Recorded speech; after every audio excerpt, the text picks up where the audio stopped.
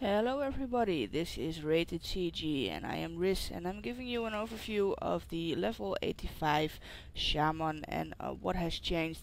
Now I have to admit I have never fully leveled up a Shaman to level 85, so I don't know all the changes, so I'll just give you an overview of what is what right now.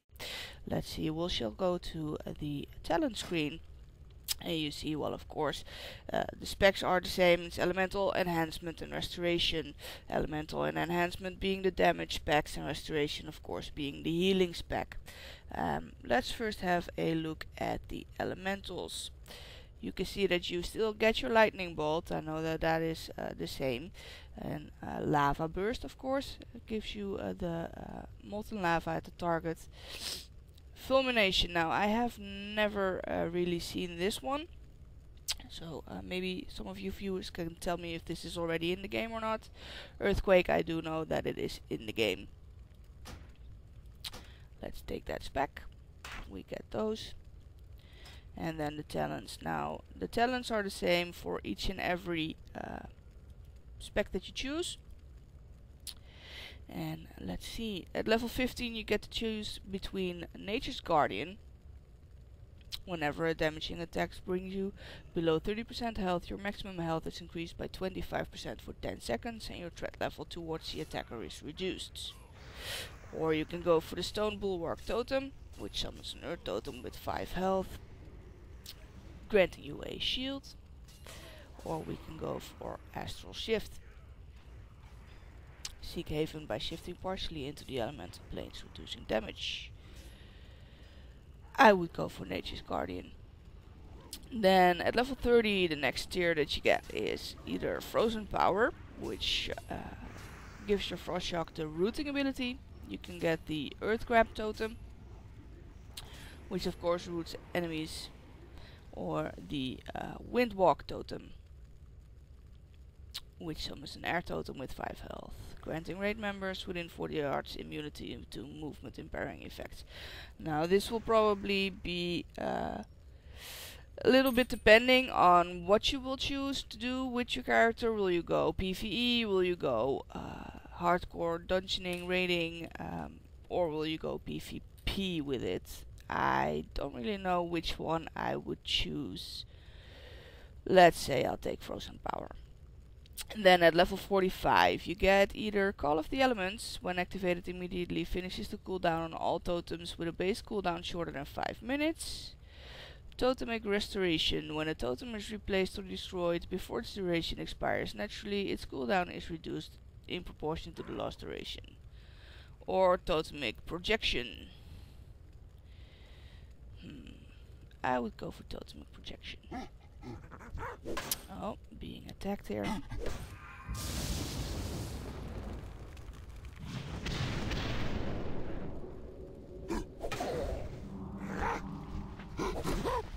Which is not a smart thing, because I don't have the rest of my skills allocated yet.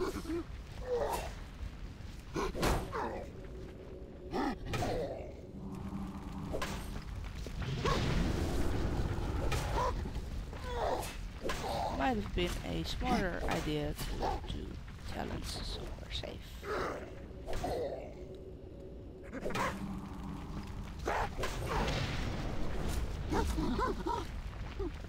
There we go. Let's see if I can find myself a safer spot. Let's try. Oh. Note to self, holding the mouse button will keep you walking. Okay. Right, so at level 60 you get Elemental Mastery. Call upon elemental forces, empowering you with 30% haste for 20 seconds. You get Ancestral Swiftness. Your next nature spell with a base casting time less than 10 seconds become an instant cast spell, and the passive of it increases spell and melee haste by 5%. Or Echo of the Elements. When one of your spell causes direct damage or healing, you have a chance to gain Echo of the Elements, duplicating that spell's effect. I would definitely go for that. Then at level 75, Healing Tide Totem. Summons a water totem, 10% of the caster's health at the feet of the caster for 10 seconds. Healing Tide Totem pauses every 1.77 seconds, healing the 5 most injured party or raid members within 40 yards for, well, 8k health. Ancestral Guidance. When you deal direct damage or healing for the next 10 seconds, 40% of that amount is copied as healing to a nearby injured party or raid member. Nice. Connectivity. When you cast Healing Wave, Greater Healing Wave, Healing Surge, or a Lightning Bolt on a target located within your healing range, allies standing within the healing range share healing equal to 20% of the initial damage or healing done. I would go for...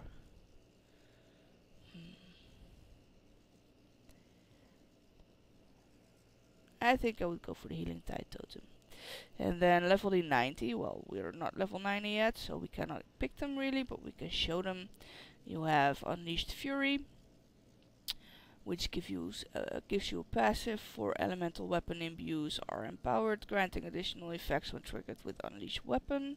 And then, of course, the different kind of imbues. The Flame Tongue increases the enemy's target's damage taken from your lightning bolt and lava burst abilities by 25% for 10 seconds. Wind Fury for 8 seconds. Your melee auto attacks can trigger static shock. Earth Living Weapon further increases the effectiveness of your next single target heal on the targeted ally by 50%. Frostbrand weapon, you leech heat from the enemy target, gaining 50% movement speed for 4 seconds. Or Rockbiter weapon, you take 40% reduced damage from the enemy target for 5 seconds. Primal Elementalist, your Earth or Fire elemental totems draw forth powerful primal elementals directly from the elemental planes. These servitors are 50% more powerful than the regular elementals, act as pets directly under your control, and gain additional abilities. That's nice. Or Elemental Blast, harness and direct the raw power of the elements toward an enemy target, dealing almost 18k elemental damage, increasing the caster's critical strike, haste, or mastery by 1k for 8 seconds. I would definitely go for Primal Elementalist there. Right, let's learn those. And then we'll have a look at the glyphs. Now, first thing you notice is that the prime glyphs are no longer here. You only have the major glyphs and the minor glyphs. As an inscriber, that hurts me badly, because that's his source of income gone away. Let's see then the major glyphs that we have. The Glyph of the Capacitor Totem reduces the charging time. Chain Lightning strikes 2 additional targets but deals 10% less initial damage. Chaining increases the jump distance of your chain heal spell by 100% but gives the spell a 4-second cooldown. Cleansing Waters. When you dispel a harmful magic or curse effect from an ally, you also heal the target for 4% of your maximum health. Feral Spirit, which is really for enhancement really, increases the healing done by your Feral Spirit Hunt by 40%. The Fire Elemental Totem reduces the cooldown and duration of your Fire Elemental Totem by 40%. So, yeah. Fire Nova, also for enhancement, increases the radius of your Fire Nova spell by 5 yards. Then we have Flame Shock, increases the duration of your Flame Shock by 25%, but reduces the initial damage dealt by 25% also. Frost Shock, which increases the duration of your Frost Shock by 2 seconds. Ghost Wolf, while in Ghost Wolf form you are less hindered by effects that reduce movement speed. Then we have the Grounding Totem. Instead of absorbing a spell, your Grounding Totem reflects the next harmful spell back at its caster, but the cooldown of your Grounding Totem is increased by 35 seconds. Healing Storm, also for enhancement. Each application of Maelstrom weapon also increases your healing, done by 20%. Healing Stream Totem. When your Healing Stream Totem heals an ally, it also reduces their Fire, Frost and Nature damage taken by 10% for 6 seconds. Then we have Healing Wave, which is of course for restoration.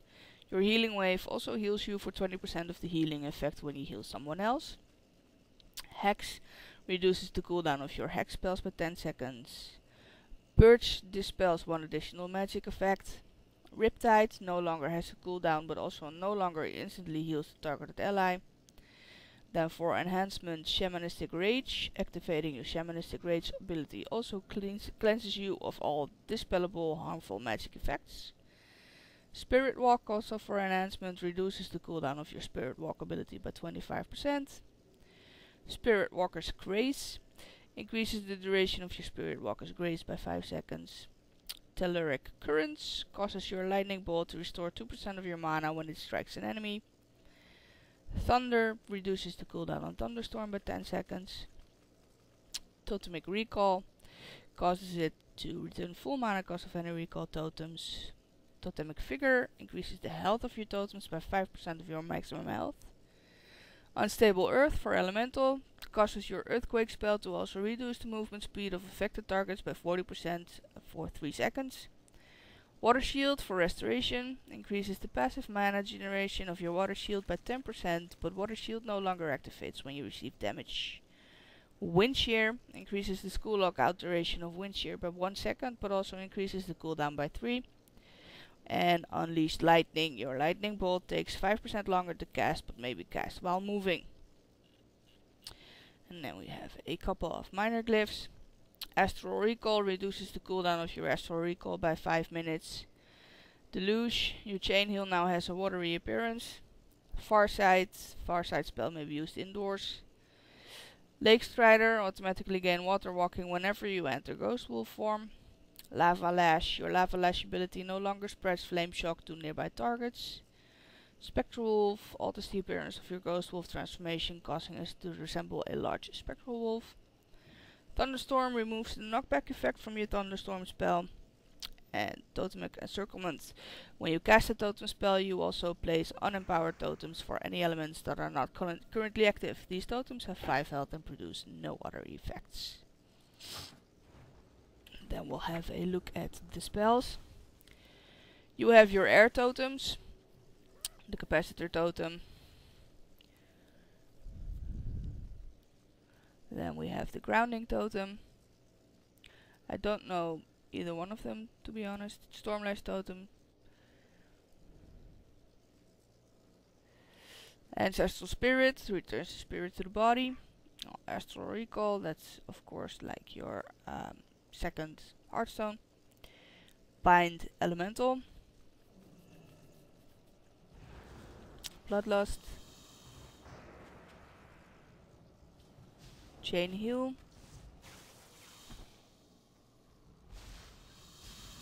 Chain Lightning. Cleanse Spirit. Earth Shock. Earth Totems, and those are the Earthbite Totem, the Tremor Totem, and the Earth Elemental Totem. And we have Earthquake, and Farsight,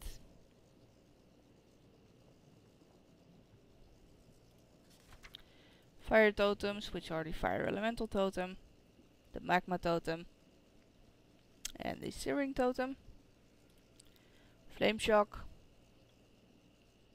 Frost Shock, Ghost Wolf, Healing Rain,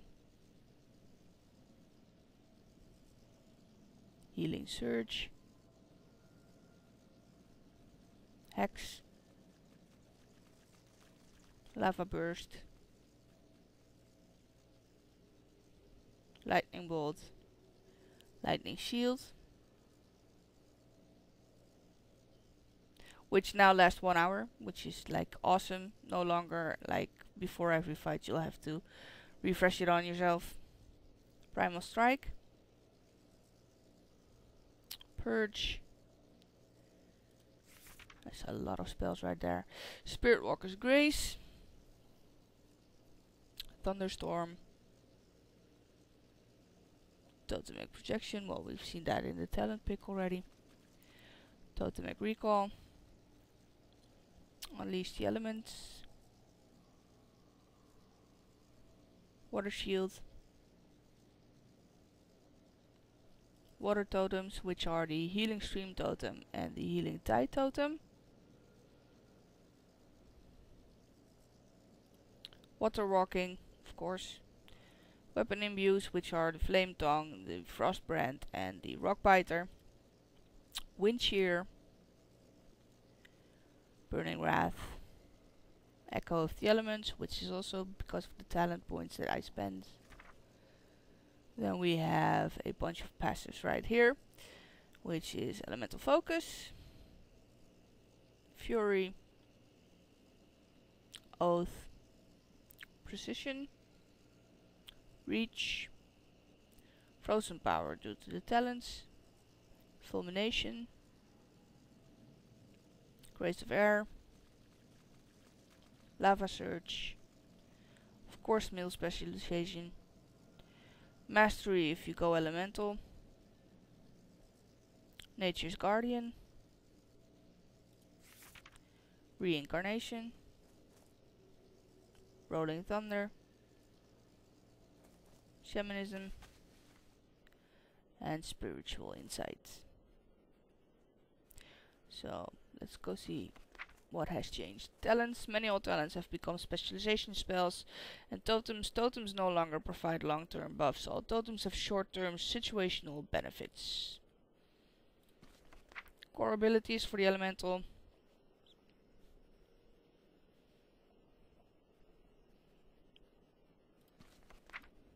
So yeah, that's it for the elemental shaman, and I will of course do an overview for both of the other specs later on.